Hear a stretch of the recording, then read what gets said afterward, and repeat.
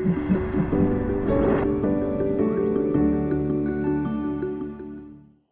the previous lecture, we have emphasized that information is physical, and qubit is the description of real physical objects. However, for most of this course, we're still going to treat qubit just as an abstract mathematical object, without specifying the actual physical system it describes. This allows us to formulate a general theory that applies to all physical realizations. Again, this is not so different from classical information and computing theory, that bits are used as an abstract mathematical object without specifying the actual hardware that encode the bits.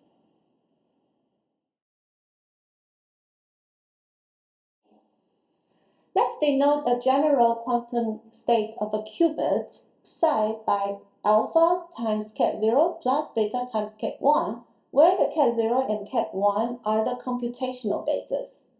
Upon denoting 0 by the column 1, 0 and 1 by the column 0, 1, we can represent the general quantum qubit state by the column of vectors alpha, beta. Other than using the computational basis to represent the qubit state, we can equally well use other bases, such as the ket plus and ket minus basis, where plus is 1 over square root 2, 0, plus 1, and minus is 1 over square root 2, 0, minus 1. In the computational basis, we can write them as the column 1 over square root 2, 1, 1, and 1 over square root 2, 1 minus 1. We can change of the state of a qubit by applying operators on it. Quantum operators are unitary, and in case of qubit, they can be represented by 2 by 2 matrices. There are a few very important ones that we need to know for this course. I've made a list of them here. The first one is the identity operator that is represented by 1, 0, and 0, 1, this 2 by 2 matrix, in the computational basis. The identity operator does nothing to the qubit state. The next one is the poly X operator, and it flips the qubits around. So if X applies on 0, it will give me 1, and X applies on 1, it will give 0. This is exactly the same as the NOT operation for classical computing. And we also have the poly Y operation, that Y applies on 0 does not only flip the qubit, but also add an imaginary phase. So Y applies on 0 gives I1, Y applies on 1 gives minus I0. The last one is the poly Z operator. So it does not flip the qubit, but gives a minus 1 phase to state 1. Z applies on 0, does nothing, but Z applies on 1, takes up a minus phase.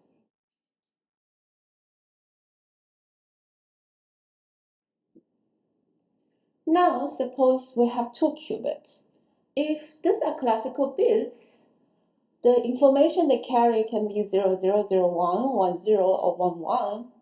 And for qubit, this would now become the state 0, 0, 0, 1, 1, 0, and 1, 1, which we call them the computational basis, as when we call the 0, 1 state as a computational basis for a single qubit. And if we compare this set of bases to that set of bases, we will realize that this can be written as a tensor product of the bases for single qubit. That is, the basis 0, 1 for the first qubit, tensor the basis 0, 1 for the second qubit.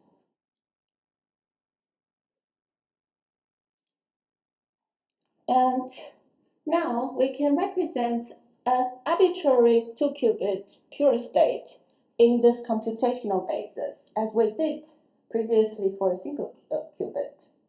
So a state psi of the 2-qubit systems can be now written as a coefficient alpha 00 times state 00 plus alpha 01 state 01 plus alpha 10 state 10 plus alpha 11 state 11.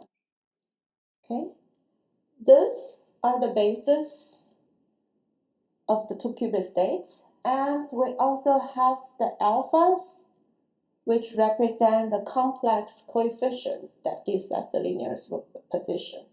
So they also gives us the probabilities of finding the state, the system in a particular state. For example, probability of finding the state system in state 00 is just given by the absolute value of alpha 00 squared. And since there are probabilities, we know that they have to sum up to 1.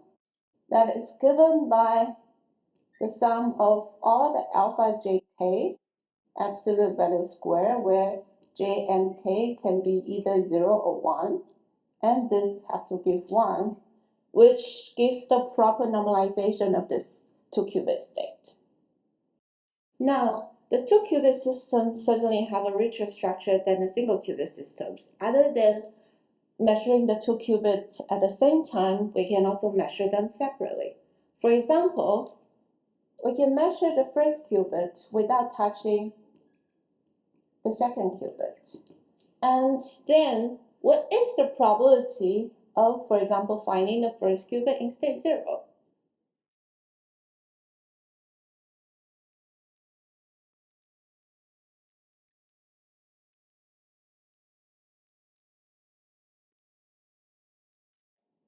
This is actually done by an operation that we only project the first qubit into the 0 state, while it does nothing to the second qubit. So we leave the identity operation onto it. If we look at this structure of a general 2-qubit state, that for the first 2 terms, the first qubit is in state 0, and for the next 2 terms, the first qubit is in state 1. So these 2 terms would vanish after the projection, where the first 2 terms survives. And this probabilities adds up to give us the probability of finding the first qubit in state 0. So this probability would then be alpha 00 squared plus alpha 01 squared. This is the probability of finding the first qubit in state 0. But what is actually the post-measurement state that we have after only doing a projective measurement on the first qubit?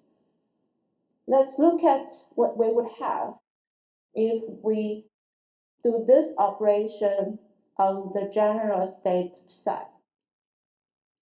This would give us the first qubit in state 0 as is projected to state 0, and the second qubit would have coefficients alpha 00 for 0 state and alpha 01 for 1 state.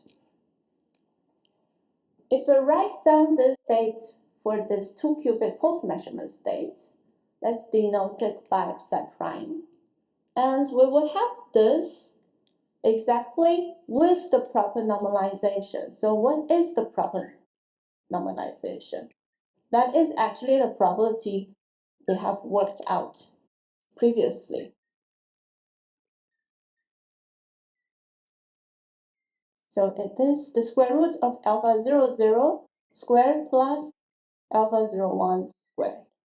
And this again is another proper 2-qubit state.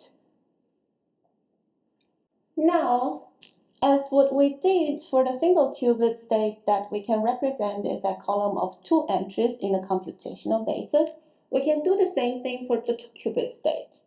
And this general 2-qubit state can then be represented as a column of 4 entries in the computational basis that we have alpha 00, alpha 01, alpha 10, and alpha 11. Okay, we can also represent this 2-qubit state as a column of alpha entries. In this case, this is 1 over square root of alpha 00 squared plus alpha 01 squared, and the column is given by alpha 00, alpha 01, and 00. Okay, now other than using the computational basis, we can equally well use other bases to represent the 2-qubit states, as what we did for the single qubit state. Let's look at a few examples.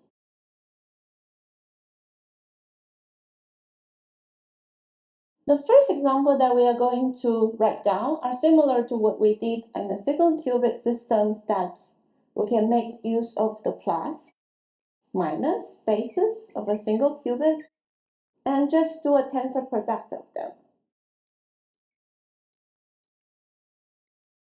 By doing this, we will get the basis plus, plus, plus, minus, minus, plus, and minus, minus. It can be easily verified that this is an orthonormal basis of a 2-qubit systems. Another very important basis that we will talk about later in this course is the so-called Bell basis. It also consists of 4 states in this form. So the first one we denoted by psi plus, and it is 1 over square root 2, 0, 0, plus 1, 1.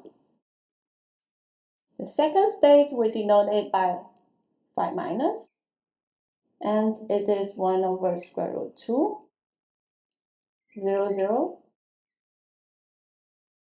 minus 1, 1. The third we denoted by psi plus,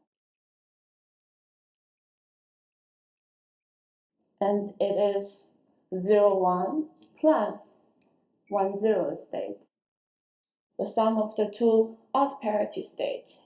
And by now you can probably guess that the fourth state is in a similar structure of psi plus, but with the minus sign.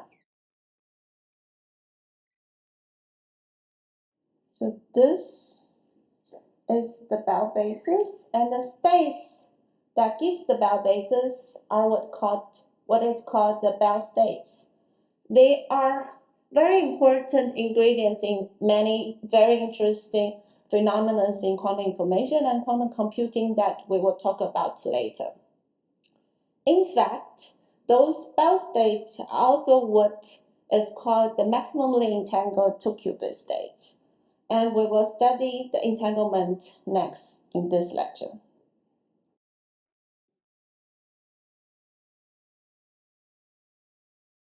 Okay, the key difference between the Bell states and the states we have written down previously, such as the post-measurement state and the computational basis, the plus-minus basis states, are that the Bell states cannot be written in the tensor product form that we have seen previously. And we say they are not separable states. In general, separable states are the class of states that can be factored into individual states belongs to a subsystems. In the context of bipartite systems, and in this case we only talk about pure states, and a separable state are those that can be written as a tensor product form of a state psi 1 for the first qubit and a state psi 2 for the second qubit. Let's now take a deeper look at this structure. If we represent psi 1 by alpha 1, 0 plus beta 1, 1, and psi 2 as alpha 2, 0 plus beta 2, 1. We can expand it and find the coefficient that goes with the computational basis. So we have alpha 1 times alpha 2, 0, 0, plus alpha 1, beta 2, 0, 1, plus beta 1, alpha 2, 1, 0, and finally we have beta 1 times beta 2, state 1, 1. Okay, and compare this to our previous, the general state that we write down for the two-qubit state system. The alpha 1, 2s are actually the alpha 0, 0s, and this is the alpha 0, 1, this is the alpha 1, 0, and this is the alpha 1, 1. But for the separable state, if we multiply this coefficient with the last coefficient, we will just get alpha 1 times alpha 2 times beta 1 times beta 2, which equals to the product of the coefficient in between. That is to say, alpha 0, 0 times alpha 1, 1 equals to alpha 0, 1 times alpha 1, 0 for this separable state. And in general, if we cannot have this equality between the coefficient, that is alpha 0, 0 times alpha 1, 1, does not equals to alpha 0, 1 times alpha 1, 1, then the state is not separable, which is to say that it is entangled. The Bell state is one of such states that is not separable and is entangled. Let's take a look at the first Bell state, for example. Psi plus is 1 over square root 2, 0, 0 plus 1, 1. And this can be written as 1 over square root 2 in the column form as 1, 0, 0, 1. So the product between the first and last entry is 1, but the product between the second and third entry gives 0. We do not have this relation. So that the state is not separable and is an entangled state. We can also easily verify that the three other Bell states are also entangled states, as they cannot be written as a product form, and we will leave this as a home exercise.